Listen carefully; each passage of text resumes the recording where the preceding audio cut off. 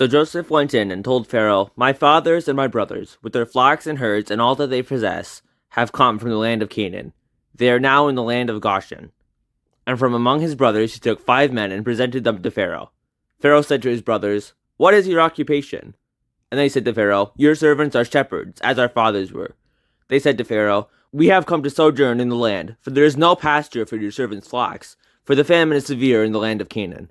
And now, please, let your servants dwell in the land of Goshen." Then Pharaoh said to Joseph, "Your father and your brothers have come to you. The land of Egypt is before you. Settle your father and your brothers in the best of the land. Let them settle in the land of Goshen, and if you know any able men among them, put them in charge of my livestock." Then Joseph brought in Jacob his father, and stood him before Pharaoh, and Jacob blessed Pharaoh. And Pharaoh said to Jacob, "How many are the days of the years of your life?" And Jacob said to Pharaoh, "The days of the years of my sojourning are 130 years. Few and evil have been the days of the years of my life, and they have not attained to the days of the years of the life of my fathers in the days of their sojourning." And Jacob blessed Pharaoh, and went out from the presence of Pharaoh. Then Joseph settled his father and his brothers, and gave them a possession in the land of Egypt, in the best of the land, in the land of Ramesses, as Pharaoh had commanded.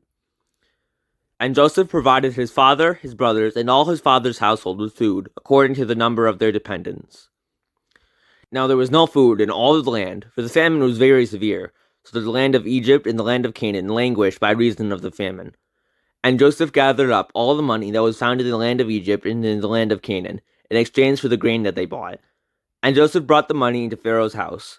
And when the money was all spent in the land of Egypt and in the land of Canaan, all the Egyptians came to Joseph and said, "Give us food. Why should we die before your eyes? For our money is gone." And Joseph answered, "Give your livestock, and I will give you food in exchange for your livestock, if your money is gone." So they brought their livestock to Joseph, and Joseph gave them food in exchange for the horses, the flocks, the herds, and the donkeys. He supplied them with food in exchange for all their livestock that year. And when that year was ended, they came to him the following year and said to him, "We will not hide from my lord that our money is all spent. The herds of livestock are my lord's. There is nothing left in the sight of my lord but our bodies and our land. Why should we die before your eyes, both we and our land? Buy us and our land for food, and we with our land will be servants to Pharaoh. And give us seed that we may live and may not die, and that the land may not be desolate." So Joseph bought all the land of Egypt for Pharaoh, for all the Egyptians sold their fields, because the famine was severe on them. The land became Pharaoh's.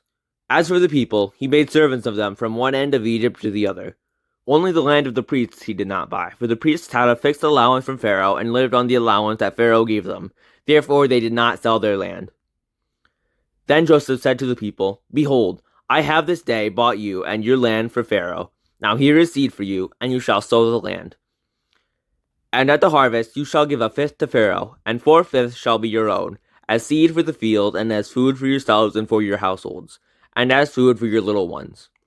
And they said, "You have saved our lives. May it please my lord, we will be servants to Pharaoh." So Joseph made a statute concerning the land of Egypt, and it stands to this day, that Pharaoh should have the fifth. The land of the priests alone did not become Pharaoh's. Thus Israel settled in the land of Egypt, in the land of Goshen. And they gained possessions in it, and they were fruitful and multiplied greatly. And Jacob lived in the land of Egypt 17 years. So the days of Jacob, the years of his life, were 147 years. And when the time drew near that Israel must die, he called his son Joseph, and said to him, "If now I have found favor in your sight, put your hand under my thigh, and promise to deal kindly and truly to me. Do not bury me in Egypt, but let me lie with my fathers. Carry me out of Egypt, and bury me in their burying place." He answered, "I will do as you have said." And he said, "Swear to me." And he swore to him. Then Israel bowed himself upon the head of his bed.